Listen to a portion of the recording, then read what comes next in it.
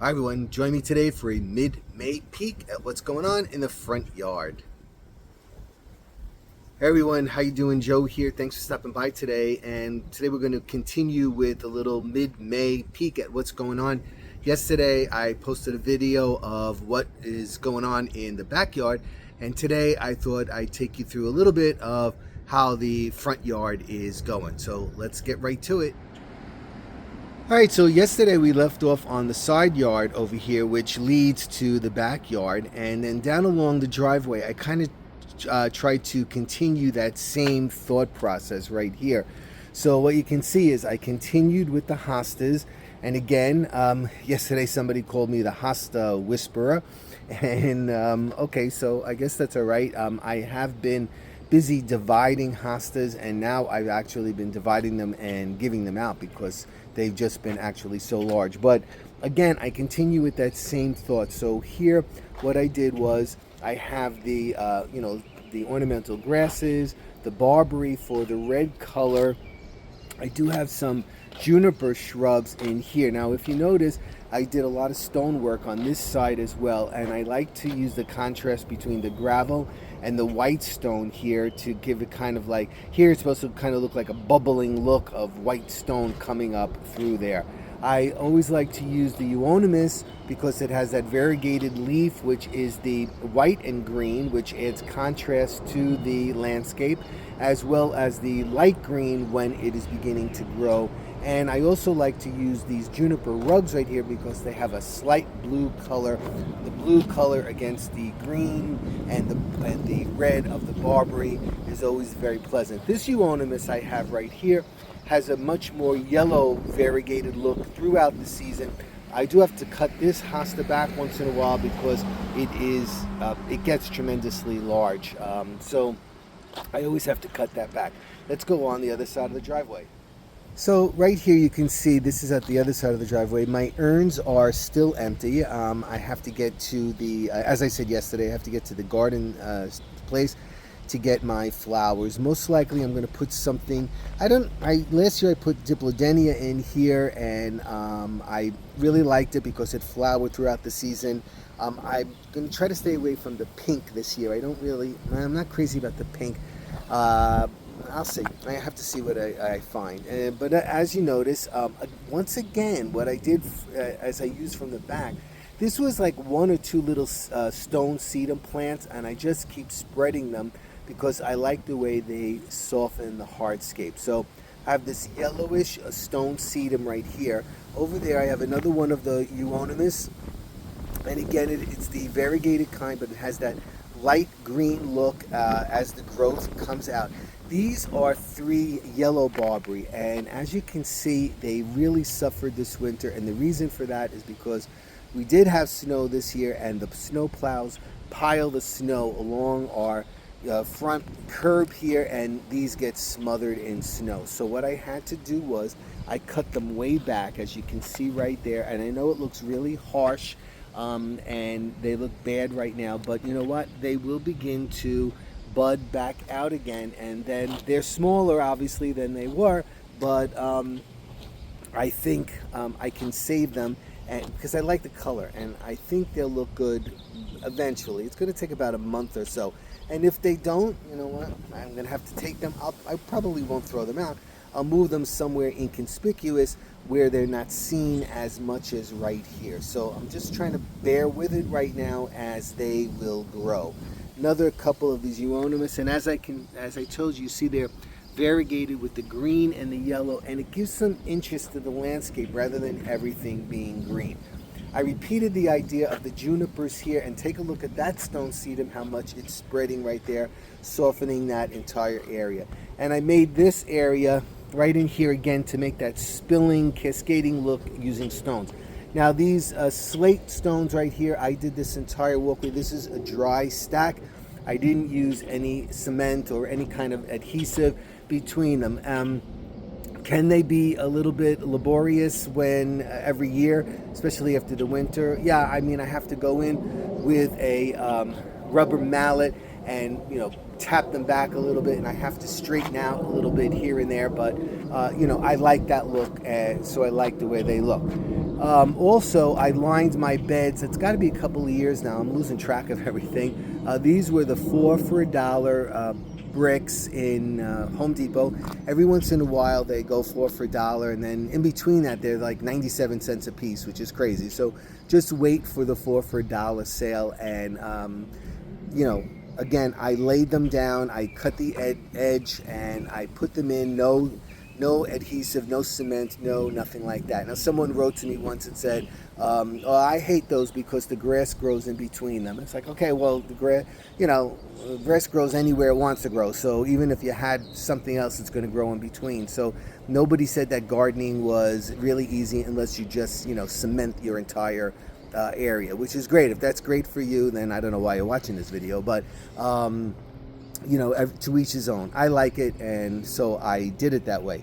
Right here, this is a boxwood that was growing next to a barberry, and look what happened. It kind of took over the entire barberry, but I don't want to take it out because I like the design that I made here. I have they were 2 barberry right here, one here and one here, and then the euonymus with the white variegation here, and then the boxwood behind it. But it's still, it's okay, even though it's a little bit more greener than I want. I do kind of like it.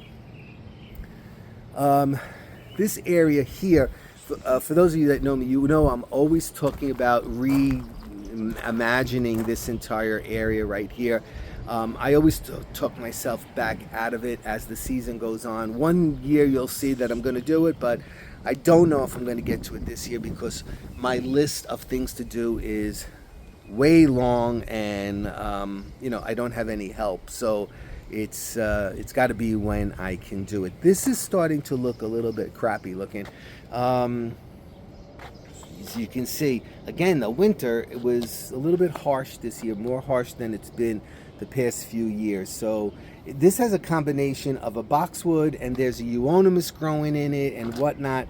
So again, that's why I really want to take this area out and redo it. The carpet here, the juniper carpet, it was all in this area as well. I had to cut it all out. It's starting to look a little bit suspect, so that would probably be the first thing that might go. Then I did this asymmetrical thing, when we first had the house built, and I don't know what I was thinking, but this is why I don't like it. I have this barberry here. It's not centered under the window, and then I have a Taxus yews next to it, which I would love to get rid of, and make something a little bit more symmetrical. So if I redid the area, most likely what I would do is I would take that out, I would take that out, I would take that out, and I would take this out, and then I would leave the spiral juniper that I have right here, as well as the sand cherry, and then I'll just do this area right in here. So that's something that I might be able to handle quickly and do, as long as my nephew comes and helps me get the root out of the, we'll probably pull it out with his pickup truck or something like that. Again, a Dracaena that I overwintered, as you saw in the backyard. I've overwintered them. This had a lot of geraniums in it, and they were great until February, and then they just all decided to die. So again, flowers for here as well. More hosta, and I thinned out these guys already, and I don't know. I'm thinking that one back there might be the next guy to come out. And look already what it's doing. It's popping that up, and here we are only in the middle of May. Up there by the front door right now, I just have 2 Boston ferns, which I overwinterized. I was so happy that they made it through the winter in the shop. I kept them in a filtered sunlight, and I made sure that I watered them every week, with a mist to make it feel like I was in a forest. And hopefully they're going to start sending out new fronds and they were really lush last year. They were absolutely gigantic.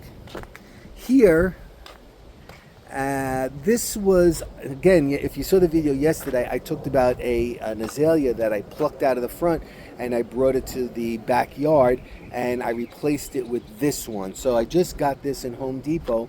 This was $39.99. I thought it was a little bit much for that, but you know, everything is crazy expensive right now. So I put that in and it had a lot of great blooms on it. We missed most of it because we were away. And when we got back, it's, oh, you know, they're falling off already. But, you know, I still like it. Here what I did was, I did this little area here because this is where, you know, the entrance to the door is. So I kind of like bumped this out right here. And I have a combination of the barberry with the junipers right in here. And this is that it has more of a yellow look, so I get that yellow and the red. Then I had put this area right in here, and what I did that for is I had all lavender all in this whole area, and it all died. And I was really careful. I watched a lot of YouTube videos on how to take care of it and whatnot, and it all died. I had a couple of scraggly pieces, so I pulled it out. I don't mind it just like that, you know. I mean, it's fine, but I think if I'm going to add any color this year, I might not even take the stuff out of the pots. I might just sink the pot right into the ground, and then this way when the winter comes, I can just pull it out and then do this, because even in the winter, I like things to look neat. I can't stand when everything looks disheveled. It's something about my personality. I can't take any of that.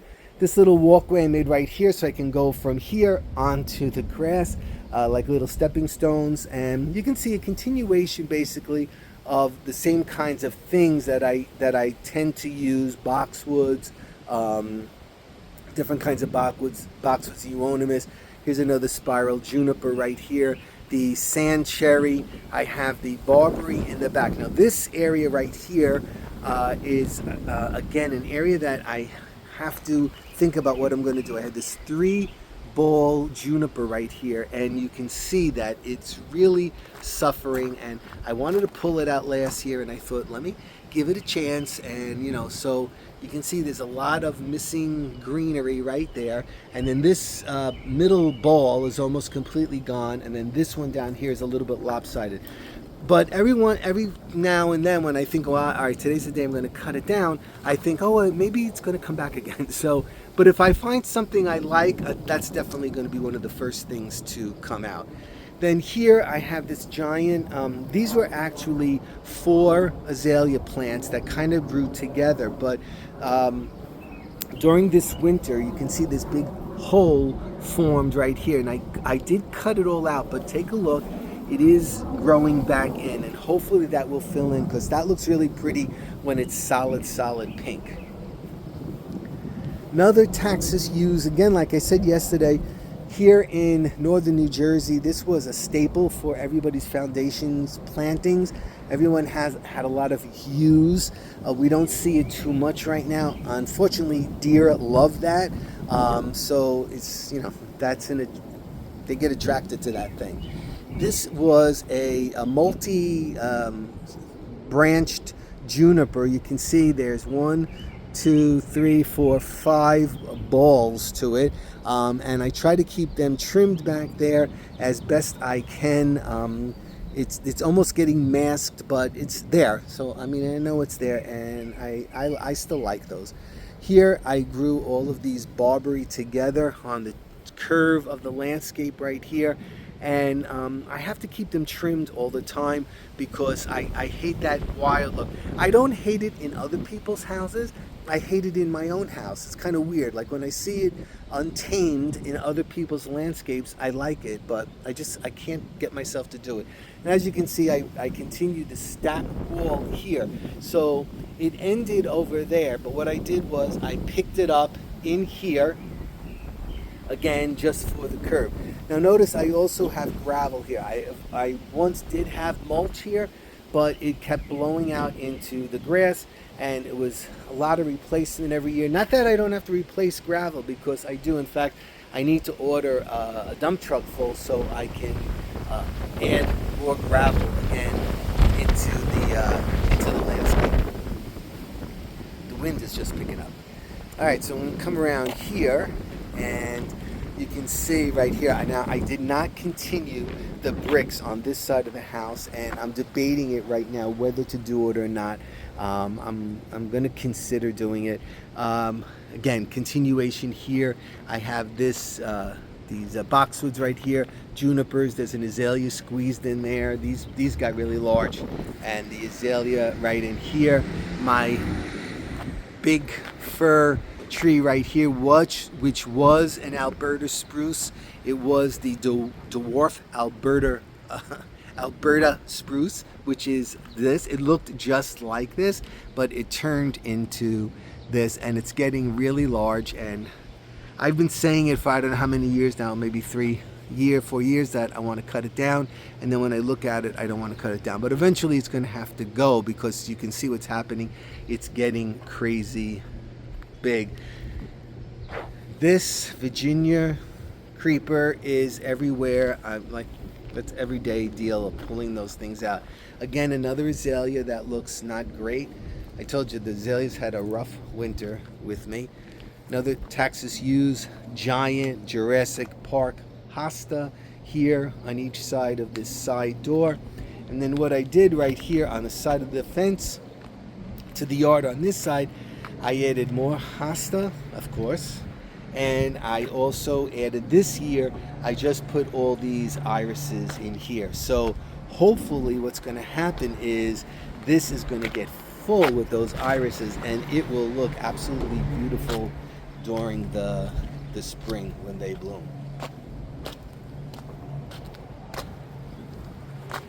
Okay, so let's go back down. We're almost done. Hold on.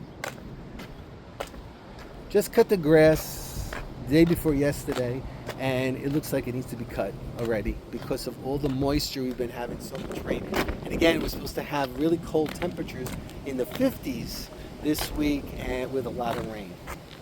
Okay, so here down in the front, I have this like kidney shaped area right in here. And what I did was, this is a bird's nest blue spruce, but it is absolutely outstanding the way it has grown.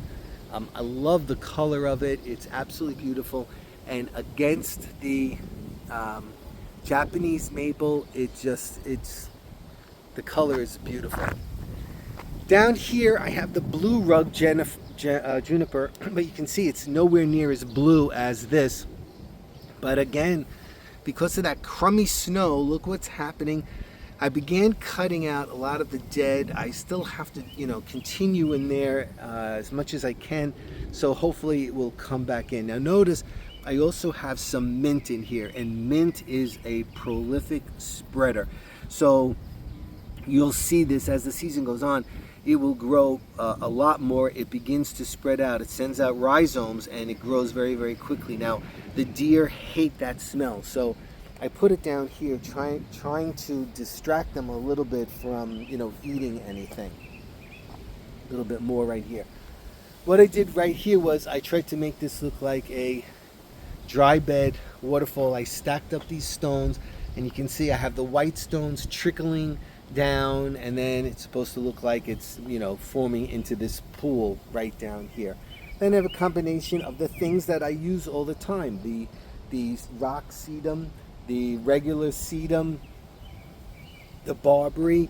You see some irises for some spikiness in the landscape, more of the mint, more of the ornamental grasses, and so on. And then of course, my beautiful Japanese maple tree right here that I try to keep a little bit squashed because I don't want it to grow tall. It's getting wide, and that's okay. It has a really nice shape to it, and again, I really love looking at that. It just gets better and better, even in the fall. It's absolutely beautiful. Okay, so that's my front yard for mid-May. I do appreciate you stopping by to take a look with me. Hopefully I'm going to get my flowers very soon, and I'll share that with you, and we'll take a look at what I'm going to do to add some color, a little bit more color into the landscape. Okay, everybody, thanks for stopping by today. Please give me a thumbs up. It helps get my video out. I really do appreciate. Drop a comment, and I will be seeing you soon. Take care. Bye-bye.